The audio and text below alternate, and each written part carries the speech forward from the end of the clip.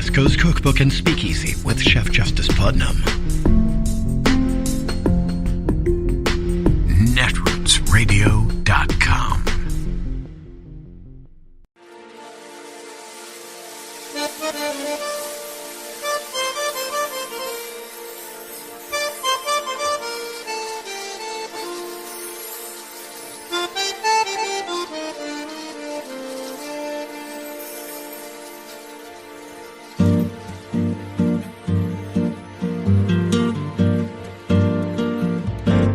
Je voudrais du soleil vert, des dentelles et des théières, des photos de bord de mer, dans mon jardin d'hiver.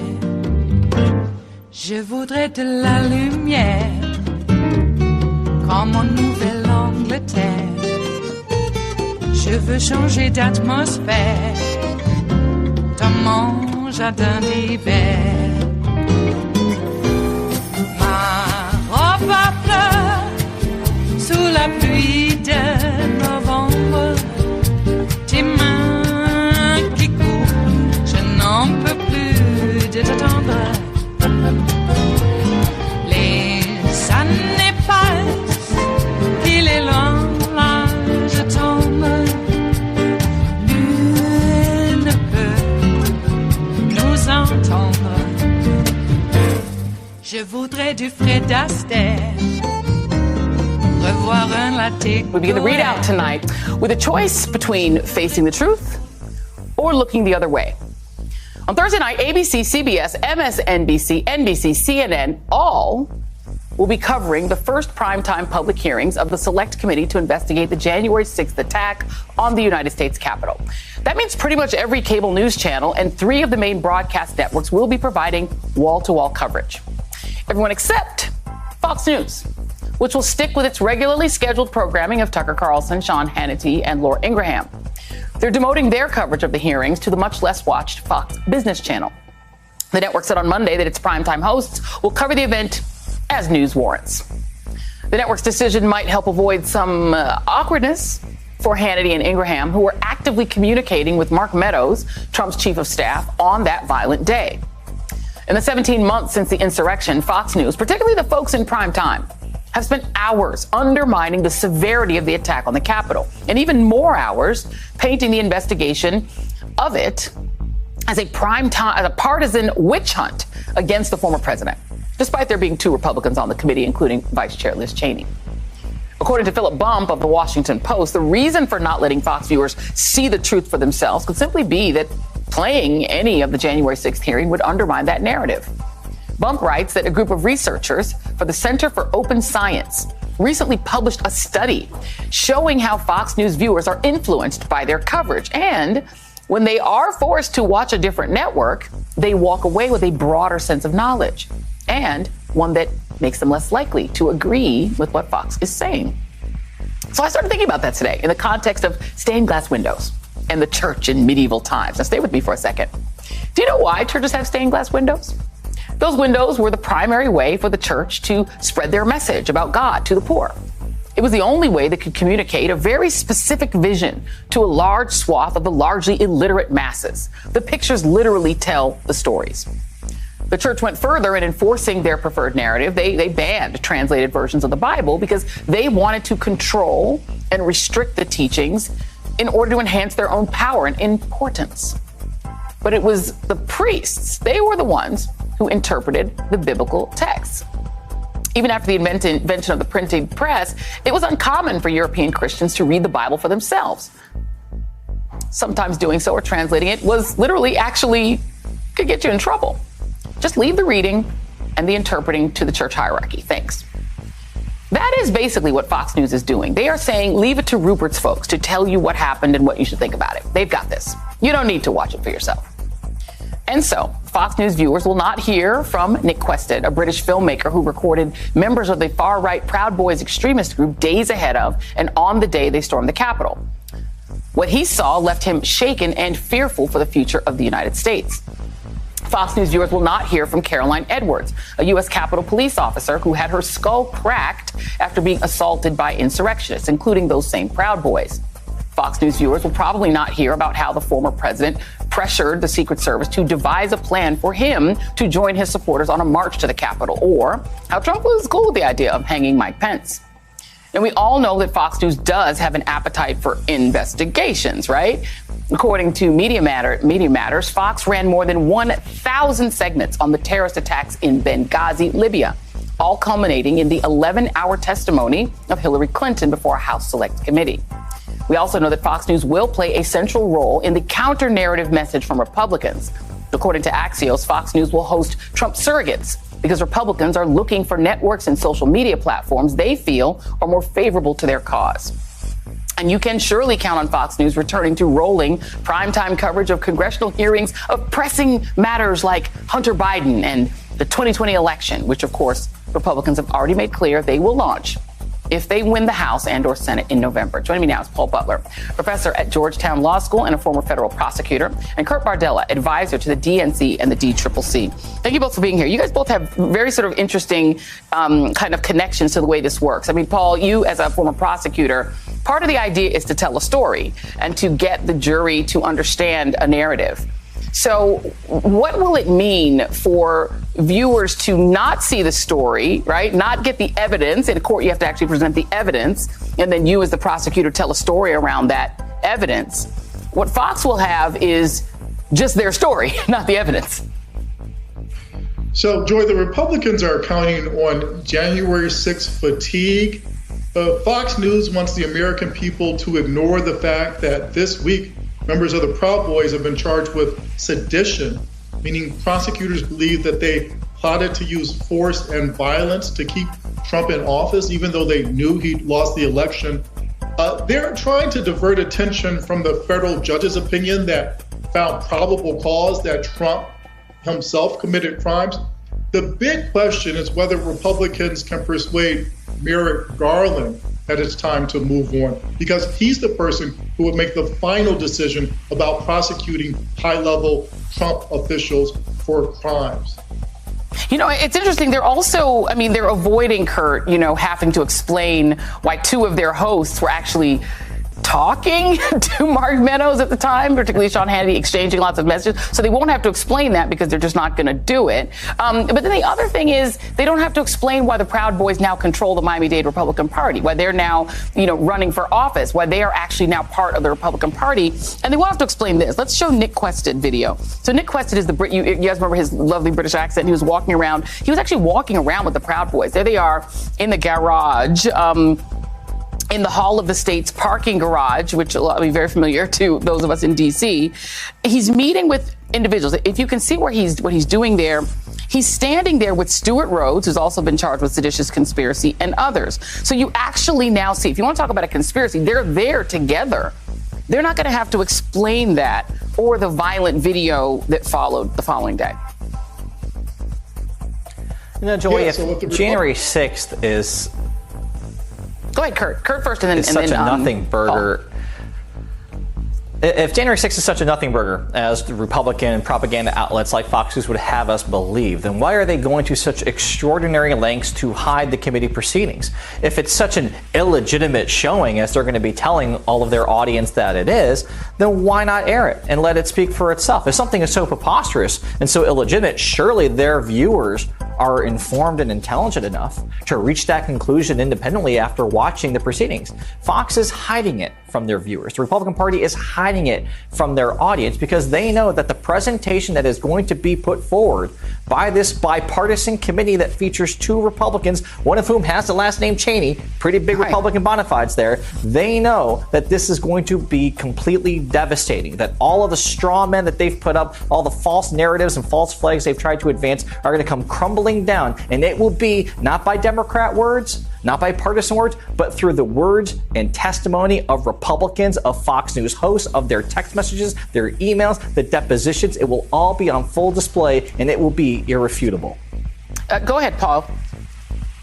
So, Joy, while Fox is giving short shrift to the largest federal criminal investigation in U.S. history, we have to note how they love sensational crime coverage of Black and brown people.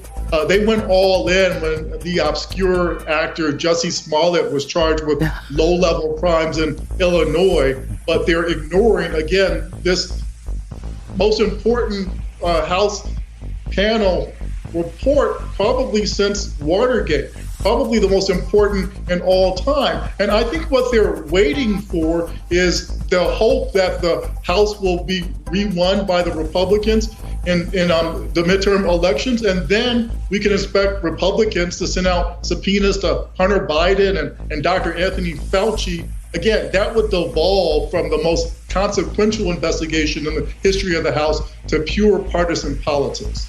Right. I mean, Kurt, even if you don't, for whatever reason, have any emotional connection to the idea of our Capitol being sacked by people who defecated in it and hurt police officers and bludgeoned police officers and cracked one skull and left at least 5 people died as a result, if that doesn't even move you, just as a news story, just as a journalist, if this is actually a news channel, a news network, Fox, this is the biggest news story in all of our lifetimes. We've never had a president attempt to overturn an election, violently overturn it. We've never had a broad seditious conspiracy where there are actual charges of that.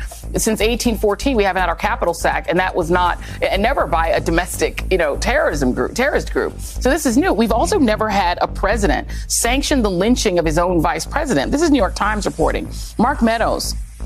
On January 6th, Mark Meadows walked into his own office after meeting with the president and told colleagues that Trump was complaining that the vice president was being whisked away to safety. Mark Meadows, according to an account provided to the House committee investigating January 6th, then told the colleagues that Mr. Trump had said something to the effect of, maybe Mr. Pence should be hanged. This is the biggest news story and the most troubling and disturbing story ever. To not cover it is just, it seems negligent, but there are studies that show that if even Fox viewers, as read in and in the bubble as they are, when they watch non-Fox coverage, when they're made to sit down and watch other coverage, they do develop a broader view. Well, and this is why, Joy, and I just wrote this in a column that was just published at the LA Times, that I think it's time that we reach the point where we stop treating Fox like a news outlet at all, because it's clearly not. They are making the conscious decision to commit journalistic malpractice by ignoring the biggest story right now, the biggest story perhaps in our entire country's history, actually, when you look at where this is all going. This is a major pivotal inflection point in the fight to salvage democracy, and they are choosing not to cover it. That's not the action of a responsible news outlet. That's not the action of a journalist. That's not the action of a reporter. That is the action of a propaganda vehicle for a political party that is determined to play a substantial role in undermining democracy as we know it. Why these people are allowed to have a White House press briefing access, why they're allowed to have a press credential to cover the U.S. Capitol, I have no idea, because I know this. If Al-Qaeda created a media outlet, we wouldn't give them a hard pass to cover our government. Why in the world would we allow the people who are egging on, fomenting, and defending insurrectionists to have that type of access? They shouldn't. It is Wednesday, the 8th of June of 2022, and you are in West Coast Cookbook and Speakeasy. I am your chef de cuisine, Justice Putnam. Gunner the English Bulldog is our snoozing sous chef, and our daily special is Smothered Benedict Wednesdays. Will no one rid us of these meddlesome priests?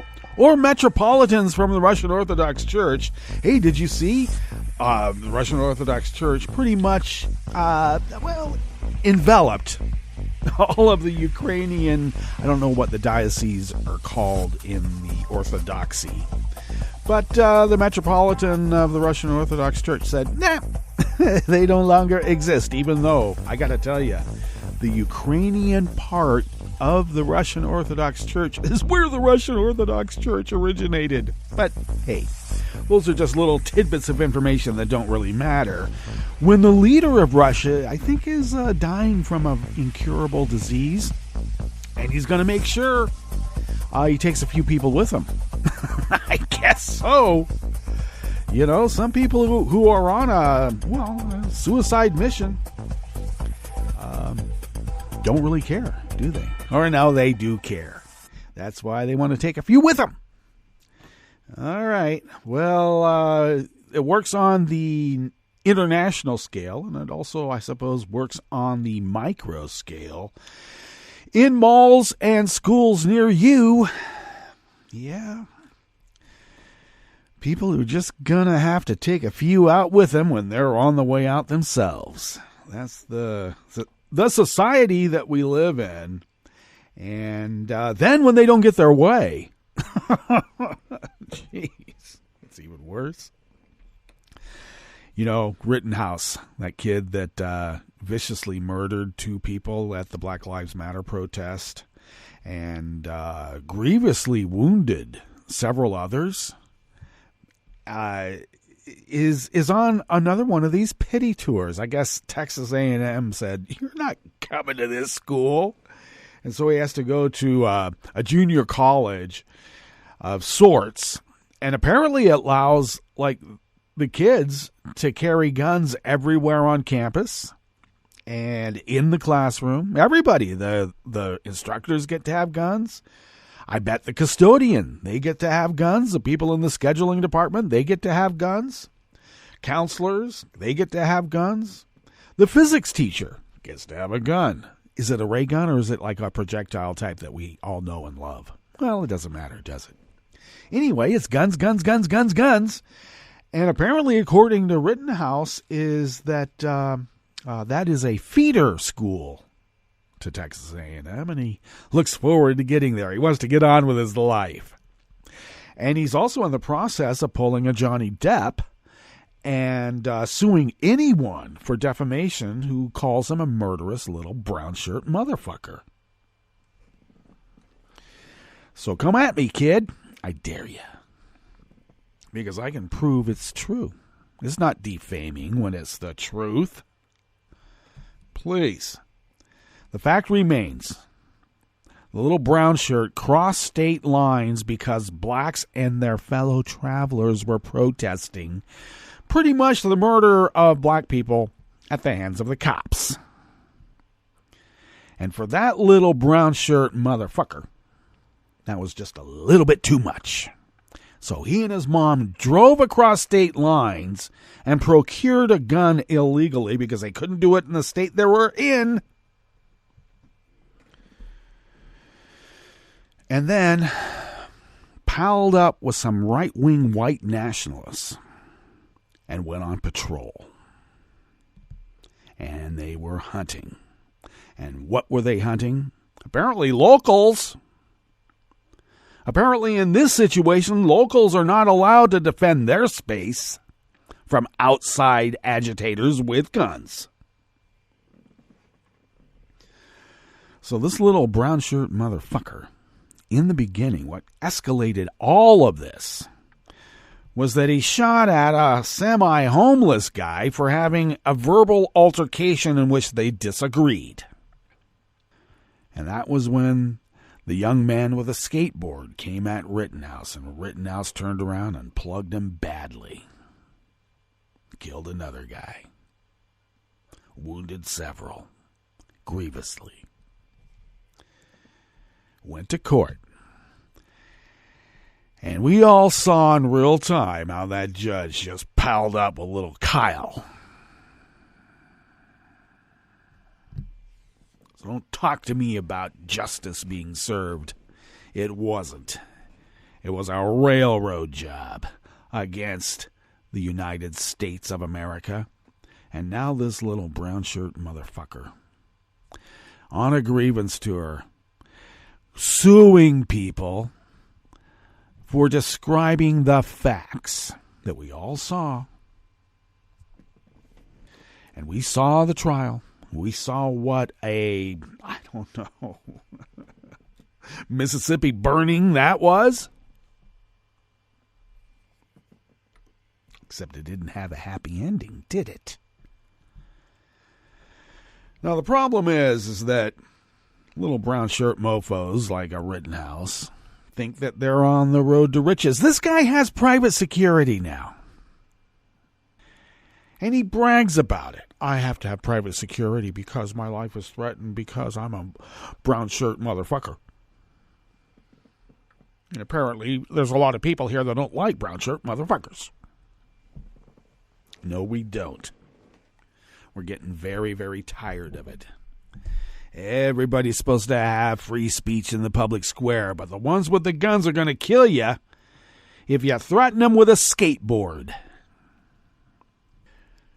I guess the guy thought he was a cop, because immediately he feared for his life that so much that he had to kill the guy with a high-powered military-grade weapon that he put in his hands to go out and hunt black people and their fellow travelers.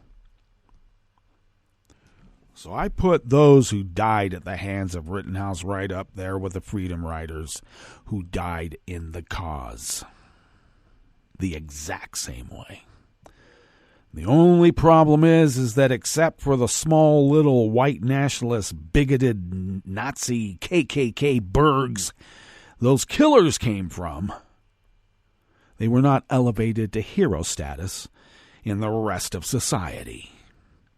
They were pilloried as the murderous little mofos they were, even though they got away with it.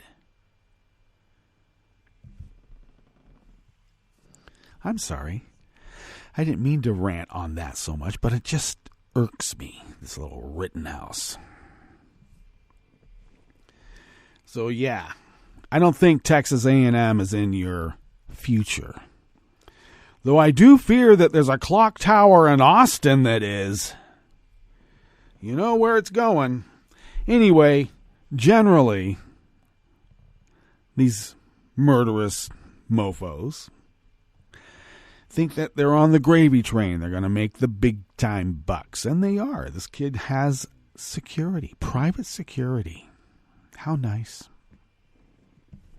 Whether it's provided by others, it's still a service that puts him in the rarefied climes of you-know-what. But I also see him being the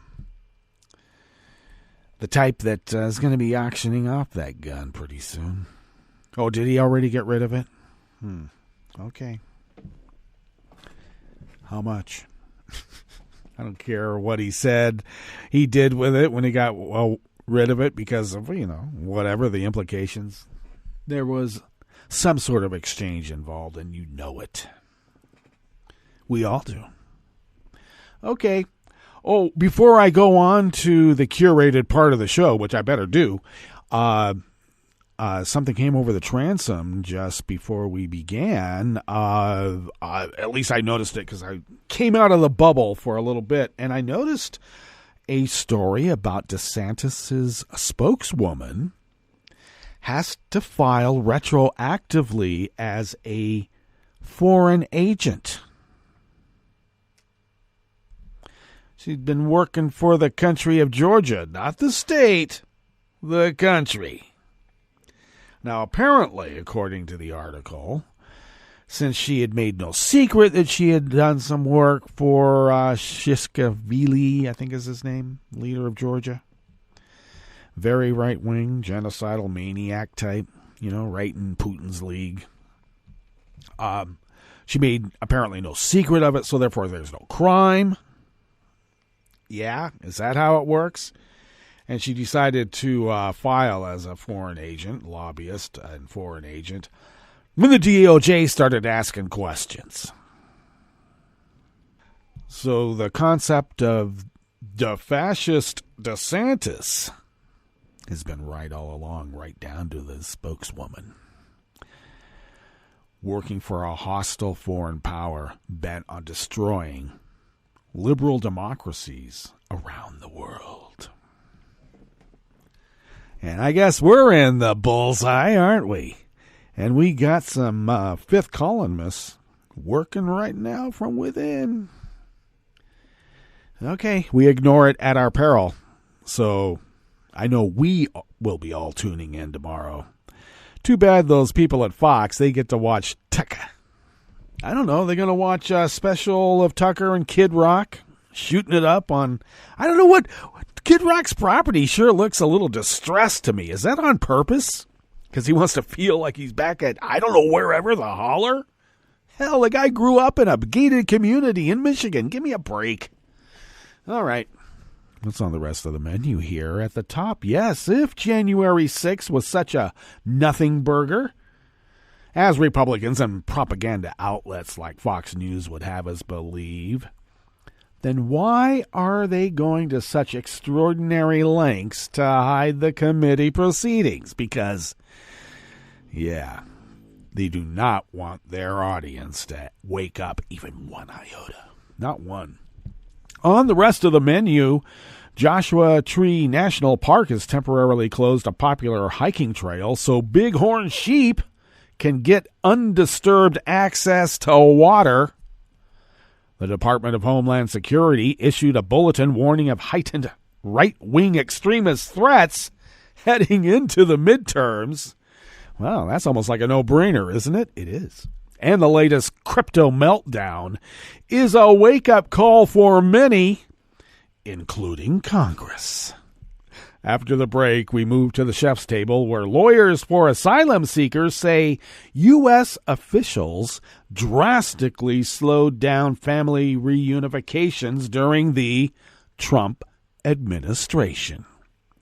And Dutch prosecutors demanded life sentences for 2 men in the brazen gangland slaying last year of investigative reporter Peter R de Vries.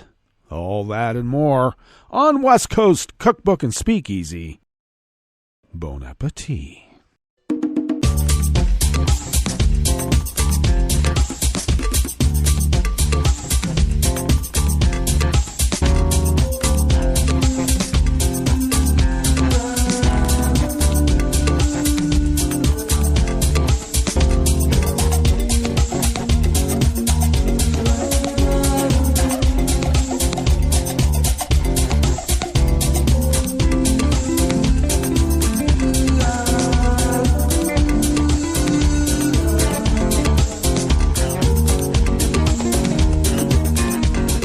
Near the bottom of our homepage at netrootsradio.com, to the right of the page is the chat room link, and the chat room is monitored by Kelly Lincoln. Thank you, Kelly. To the left of the chat room link across the page of our homepage at netrootsradio.com, near the bottom there, is the link to our Patreon page, and please send us money. We need it. I'm not kidding either. I'm actually semi-serious, well, completely serious, but in a jocular way, of course, because it's always embarrassing holding the hat out. But if you could send us money on a monthly basis, it would really help us pay our bills so that we can fly under the radar and continue this powerhouse of resistance that has been resisting for over 11 years. Indeed. So if you could afford an espresso-type coffee drink, for instance, and send those funds our way once a month, it would really help. And thank you for those of you who are doing so. Boy, it helps. And I am embarrassed to tell you that we need more help. So thank you. Anyway, if you would like to follow Netroots Radio on Twitter, you can do so at Netroots Radio. Tom takes care of that. Thanks, Tom. Follow me on Twitter at Justice Putnam. I post the show notes and links diary automatically because I just put it in queue, set a time, and it does it. And that's at 10 minutes at the top of the hour there.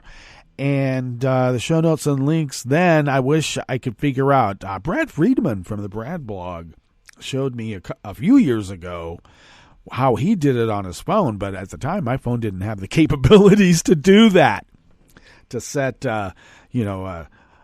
alert or a tweet, a templated tweet at a particular time on Twitter. And so anyway, it has to be done manually. So I try to put those show notes and links linked up on Twitter and other social media platforms, sometimes during the clip at the top there, and sometimes it's not until the podcast comes out, and I apologize.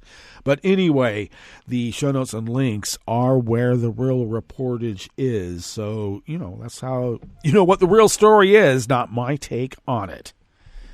Anyway, I'm just putting it out there for you so you can find out yourself too. Alrighty. If you would like to follow the show on Twitter, do so at Cookbook West and pick up those podcasts by way of Spreaker, Stitcher, TuneIn, iHeart, YouTube, iTunes, etc., etc., etc. And, of course, the deep archive of the Netroots Radio Library can be found on the Internet Archive at archive.org. This first offering here in the Bistro Cafe of West Coast Cookbook and Speakeasy is out of the Associated Press. A popular hiking trail to an oasis in Joshua Tree National Park has been temporarily closed so bighorn sheep can get undisturbed access to water. The park is under extreme drought condition, and herds in the area are increasingly reliant on the oasis spring to survive the hot summer months, a park statement said. The 49 Palms Oasis Spring is surrounded by palms in mountains on the northern side of the park. Well, let's not tell everybody. Those of us who know, though, know.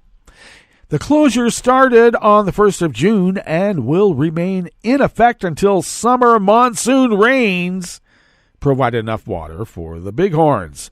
An estimated 100 to 200 desert bighorn live in the park. They are among a population of about 13,000 in parts of California, Nevada, Arizona, and Utah, according to the Joshua Tree website. The current population is about 10% of what it was before the settlement of the western United States.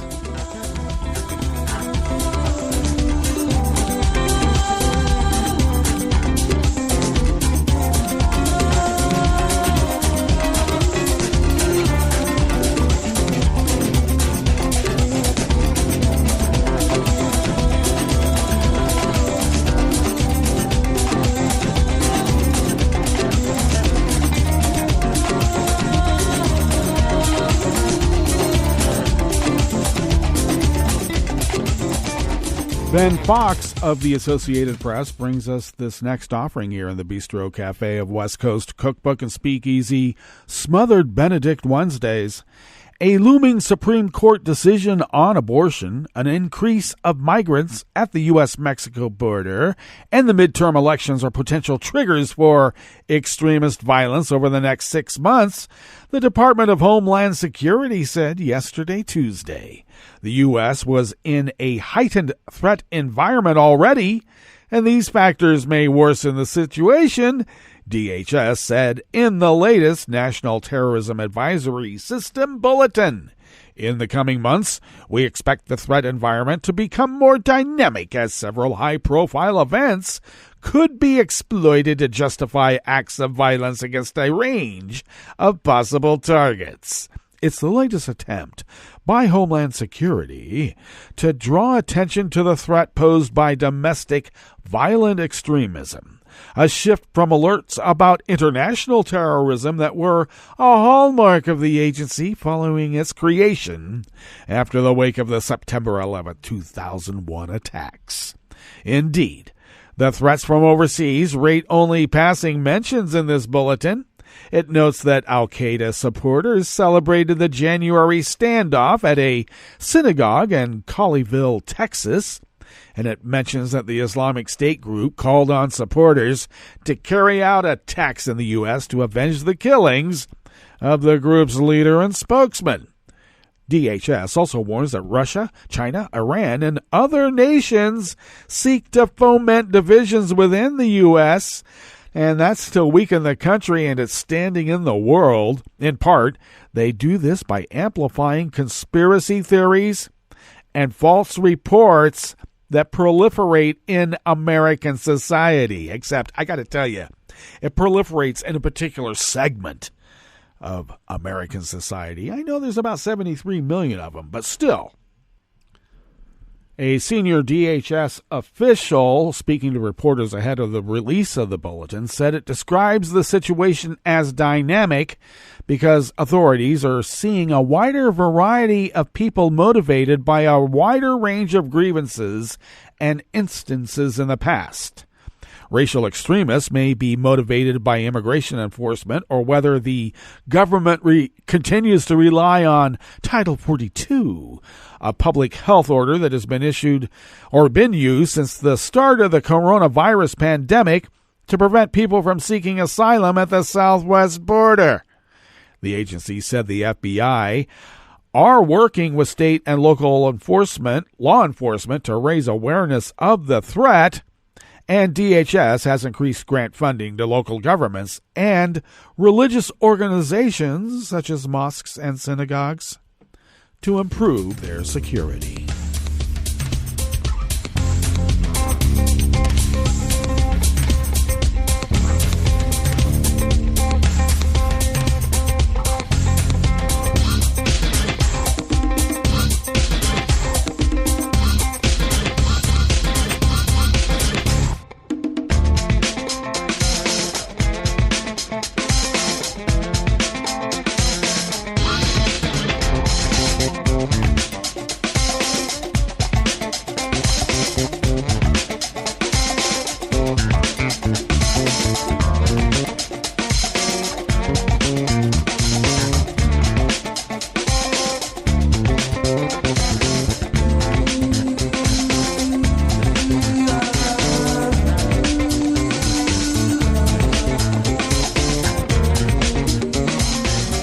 Ken Sweet and Fatima Hussein of the Associated Press bring us this final offering here in the Bistro Cafe part of West Coast Cookbook and Speakeasy. Meltdowns in the cryptocurrency space are common, but the latest one really touched some nerves. Novice investors took to online forums to share tales of decimated fortunes and even suicidal despair. Experienced crypto supporters, including one prominent billionaire, were left feeling humbled. When the stablecoin Terra USD imploded last month, an estimated $40 billion in investor funds was erased. And so far, there has been little or no accountability. Stablecoins are supposed to be less vulnerable to big swings, thus the name. But Terra suffered a spectacular collapse in a matter of days. The Terra episode publicly exposed a long-known truth in the always-online crypto community. For every digital currency with staying power like Bitcoin, there have been hundreds of failed or worthless currencies in crypto's short history. So Terra became just the latest shit coin, the term used by the community to describe coins that faded into obscurity. Terra's quick collapse came just as Bitcoin, the most popular cryptocurrency, was in the midst of a decline that has wiped out nearly half of its value in a couple of months. Now, these events have served as a vivid reminder that investors, both professionals and the mom-and-pop variety, can be rolling the dice when it comes to putting money into digital assets. All right, you've been warned. All right, let's get to our break, and when we get back from that break, we will go through weather from around the world, and we will finish up with the stories that we've curated for you today. You are listening to West Coast Cookbook and Speakeasy, and we will be right back. You are listening to netrootsradio.com. Please hang up and try again.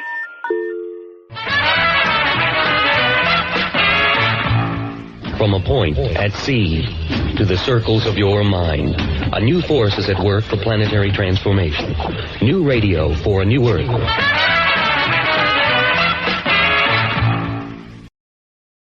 This is Take Two Movie Review. I'm Clinton Johnston. This week, my call sign is Sherman. I'll give you a hint for that reference later.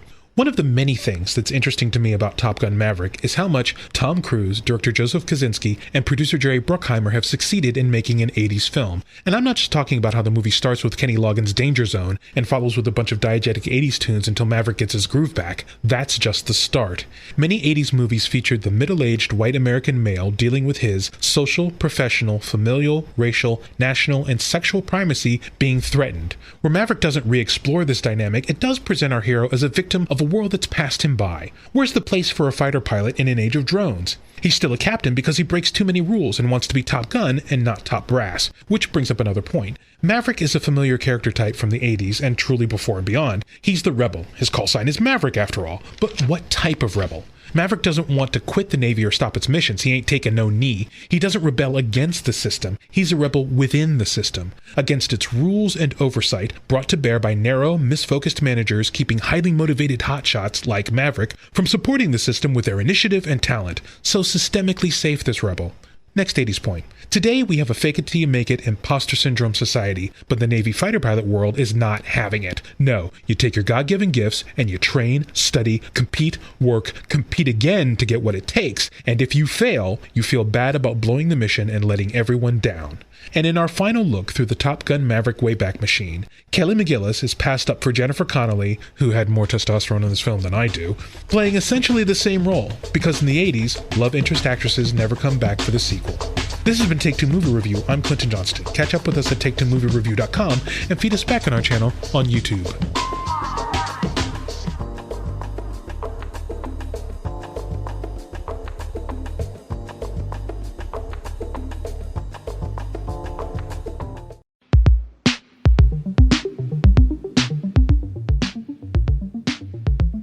This is Scientific American's 60-Second Science. I'm Karen Hopkin. Climate change. It's the culprit behind an increase in droughts and floods, wildfires and storms. And a new study shows that it's making more meerkats come down with tuberculosis. The findings appear in the journal Nature Climate Change. So tuberculosis is an endemic disease in meerkats. It has been present in the population since the meerkats have been studied. Maria Panif is a researcher at the Doñana Biological Research Station in Spain. She says that for meerkats living in the Kalahari, TB outbreaks have been on the rise.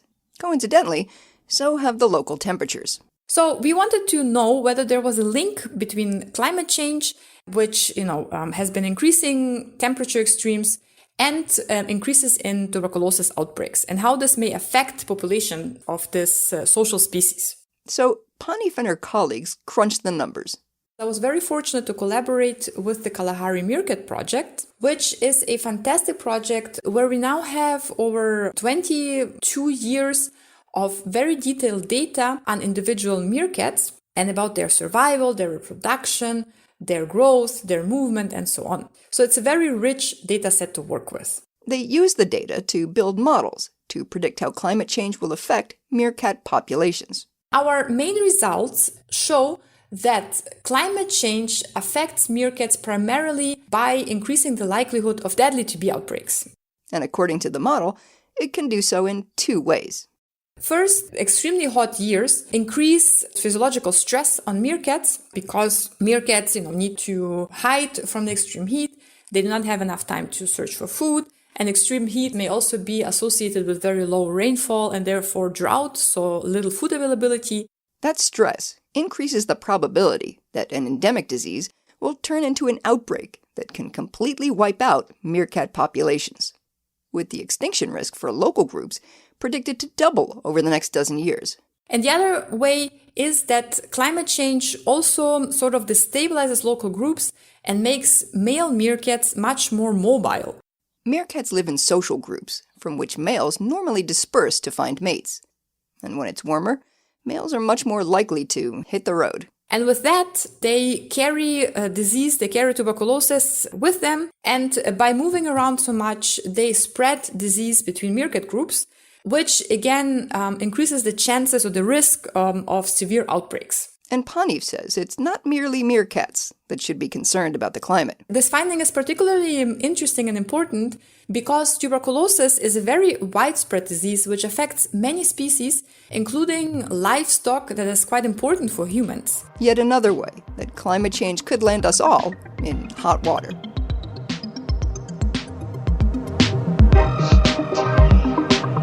For Scientific American's 60-Second Science, I'm Karen Hopkin. Wouldn't it be great if life came with a remote control? You could hit pause when you needed to, or hit rewind. Like that time you knocked down that wasp's nest. Uh-oh. Or that time you forgot to roll up your windows in the car wash. Fantastic. Yeah, a remote control would have come in handy then. Well, life doesn't always give you time to change the outcome, but prediabetes does. With early diagnosis and a few healthy changes like managing your weight, getting active, stopping smoking, and eating healthier, you can stop prediabetes before it leads to type 2 diabetes. It's easy to learn your risk. Take the 1-minute test today at doihaveprediabetes.org. Life doesn't come with a remote control.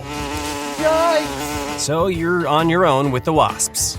You have the power to take control of prediabetes. Visit doihaveprediabetes.org today. That's doihaveprediabetes.org. Brought to you by the Ad Council and its prediabetes awareness partners. 1 in 6 Americans get sick from eating contaminated food each year. Contamination caused by salmonella is especially common. It's sometimes found in poultry, eggs, ground beef, pork, and even peanut butter. To reduce your risk from this and other foodborne germs, remember to clean, separate, cook, and chill. Clean your hands with soap and water. Separate raw meat, poultry, and seafood from other foods. Wash counters, cutting boards, and utensils before and after using them. Cook all food thoroughly and use a food thermometer to make sure food is cooked. Promptly chill meat, poultry, eggs, and other perishables. Finally, don't prepare food for others if you're sick, and be extra careful when you prepare food for children, pregnant women, the elderly, or people in poor health. To learn more about making food safer to eat, visit www.cdc.gov/vital signs. Hi, I'm Tom Hartman, and since you're listening to netrootsradio.com, show your progressive side and go to the donate button on the bottom of the homepage. It's progressives like you who power Netroots Radio and keep the progressive message beaming everywhere 24 hours a day. Just go to our donate button at the bottom of netrootsradio.com. Thank you for keeping progressive radio at full power.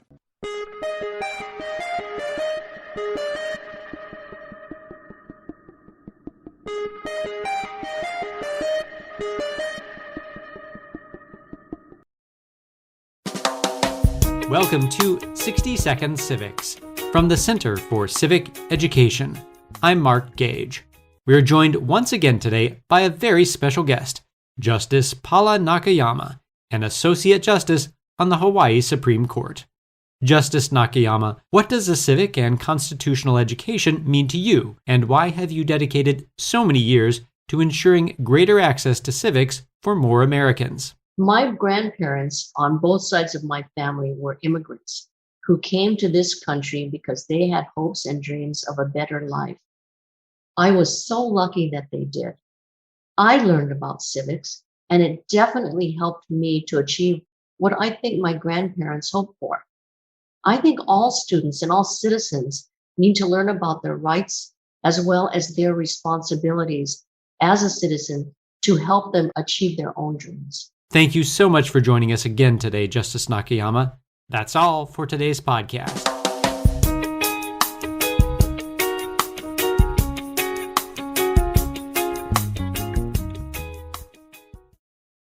Why was there bacon on the fish sandwich?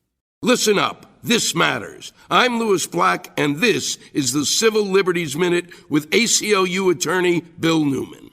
Workers at a McDonald's in Chicopee, Massachusetts, allegedly intentionally put bacon on a fish sandwich that a Muslim woman had ordered for one of her children. This, according to a complaint recently filed on behalf of the woman by CARE, the Council on American Islamic Relations, at the Massachusetts Commission Against Discrimination.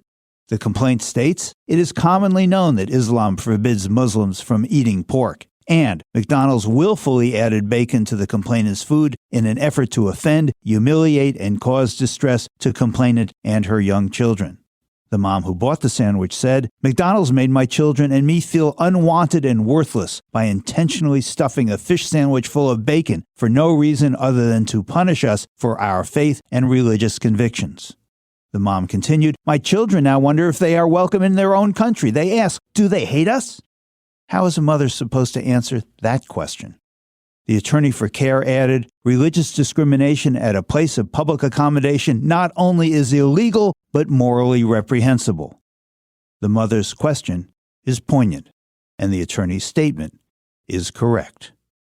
The Civil Liberties Minute is made possible by the American Civil Liberties Union because freedom can't defend itself. I'm Rick Smith, and this is Labor History in 2. On this day in labor history, the year was 1966. That was the day that the roaring of the jet age grew quiet across the United States. 35,000 members of the International Association of Mechanics went out on strike. During the strike, a large number of baggage handlers, food service workers, and other airport employees supported them on the picket lines. The mechanics worked for 5 of the nation's major airlines: Eastern, National, Northwest, Transworld, and United. The airline industry had undergone significant upgrades as it converted to the jet age. With that conversion came increased profits. By the end of 1964, the industry boasted a $500 million surplus. The mechanics felt that they were not getting a fair share of the soaring financial gains. They wanted their wages tied to the rising cost of living. There was also a holdover of bad feelings due to the acrimonious negotiations with United in 1963. With the mechanics out on strike, passengers had to scramble to make alternative travel plans. A total of 230 airports were impacted. Newspaper headlines spewed anger at the striking workers. The Wall Street Journal declared, "It is a strike against the public." Newsreel footage of the strike declared, "At the height of the summer vacation travel season, air terminals are empty, barren caverns of space." After 20 days, President Lyndon Baines Johnson called both sides to the White House for a sit-down. After a long negotiation session, the president announced the sides had agreed to what amounted to a 4.5% raise. But the rank-and-file strikers shocked the president and the press by rejecting the settlement. The strike continued until August 19th. The final settlement gave the mechanics a 6% raise. Labor History in 2 brought to you by the Illinois Labor History Society and The Rick Smith Show. For more information, go to laborhistoryin2.com, like us on Facebook, and follow us on the Twitters at Labor History in 2.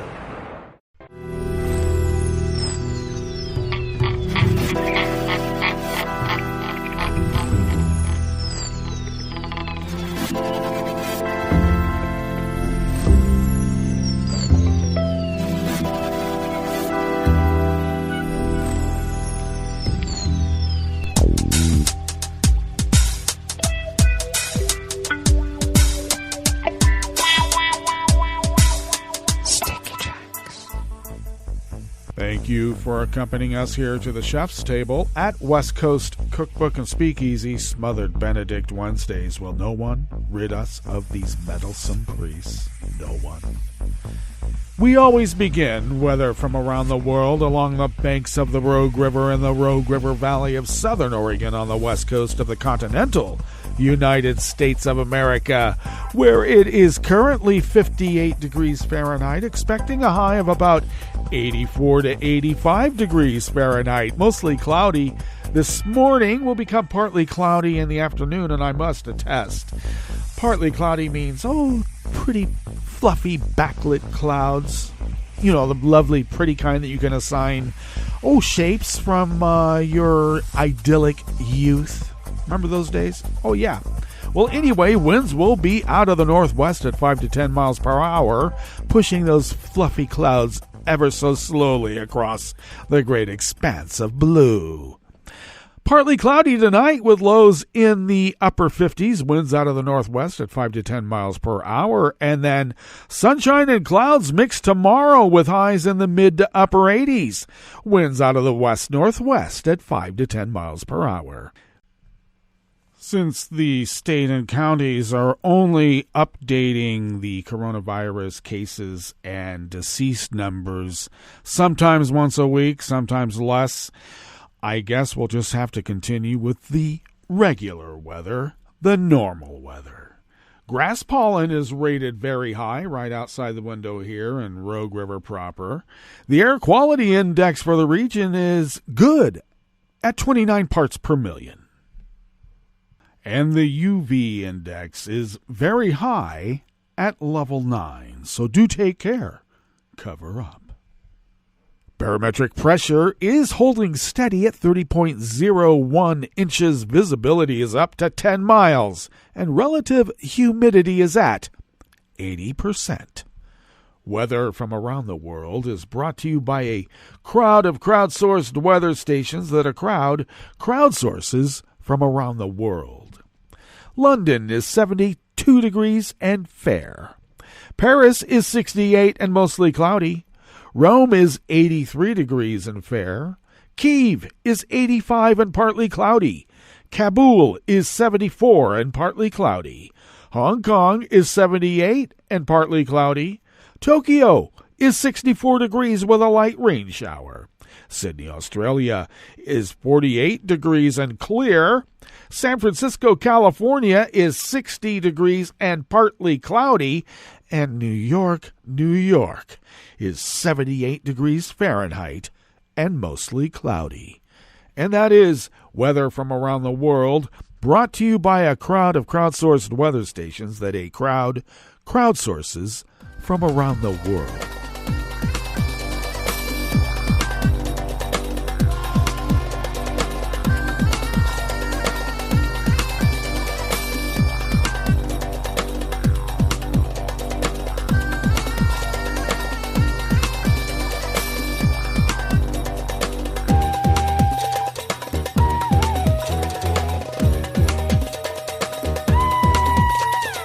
Sacchetti of the Washington Post brings us this first amuse-bouche here at the chef's table at West Coast Cookbook and Speakeasy, Smothered Benedict Wednesdays. Weeks into the Trump administration's family separation policy, immigration officials fired off emails saying something was awry. The children were being reunited too quickly with their parents, an official wrote on a Friday night in late May of 2018. What a fiasco, Ty Johnson, an official with the U.S. Immigration and Customs Enforcement, wrote to other officials at around 8:30 that Memorial Day weekend. Johnson is currently the acting ICE director. The email exchanges are part of a massive cache of internal documents the Biden administration turned over to lawyers for migrants this year after settlement talks broke down in December, forcing both sides to litigate in open court. Families who were separated filed more than 20 lawsuits seeking millions of dollars for their pain and suffering. The May 2018 passages came to light yesterday, Tuesday, as part of a court filing seeking more records to bolster a pair of lawsuits in U.S. District Court in Arizona. Lawyers for the migrants have said the Biden administration's decision to end settlement talks means that far fewer families are likely to get compensation for the separations. But it is also bringing more information to light, putting high and middle-ranking officials, including some who are still in government from the Trump administration, under scrutiny.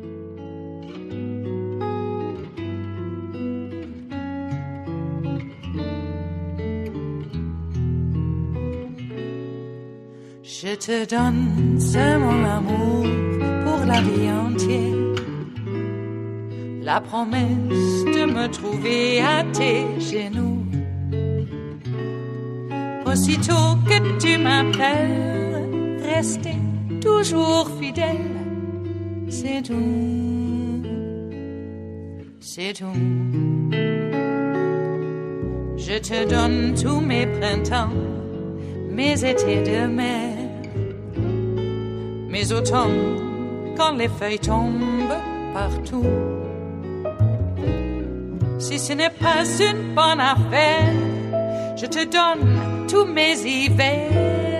Peter DeJong of the Associated Press brings us this final amuse-bouche here at the chef's table at West Coast Cookbook and Speakeasy.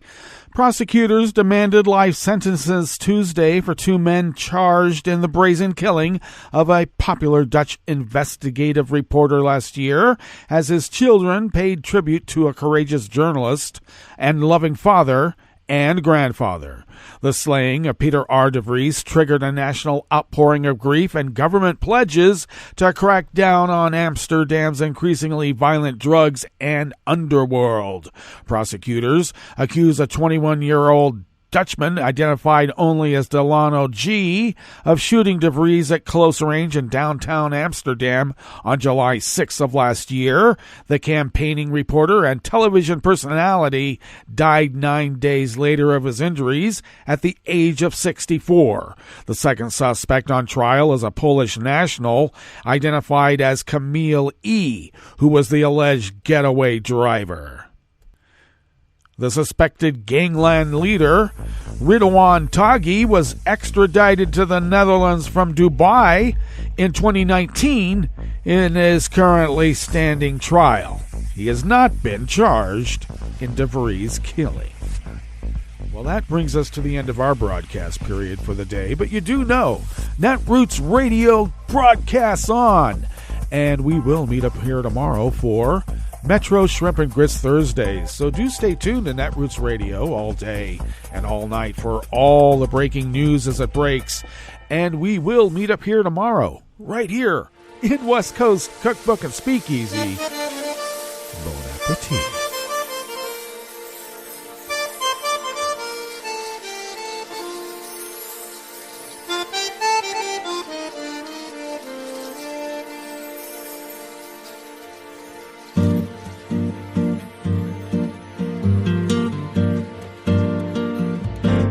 Je voudrais du soleil vert, des dentelles et des théâtres, des photos de bord de mer, dans mon jardin d'hiver. Je voudrais de la lumière, comme en Nouvelle-Angleterre. Je veux changer d'atmosphère, dans mon jardin d'hiver. Ma robe à fleurs, sous la pluie de novembre, tes mains qui courent, je n'en peux plus de t'attendre.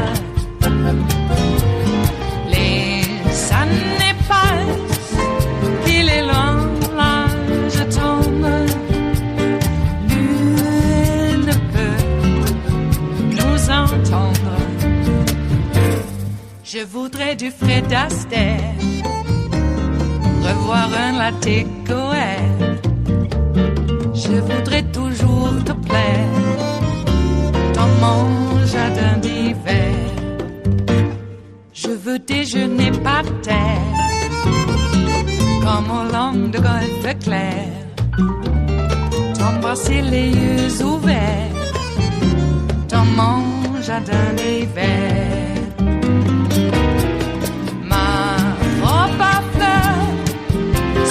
Pluie de novembre, tes mains qui courent, je n'en peux plus de t'attendre.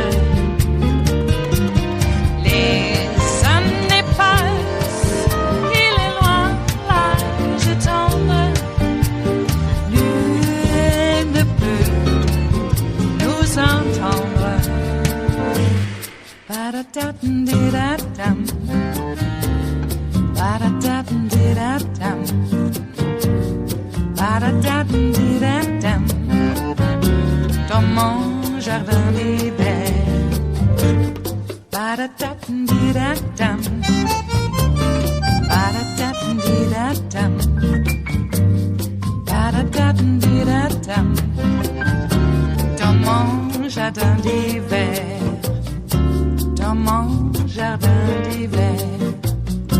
Dans mon jardin d'hiver.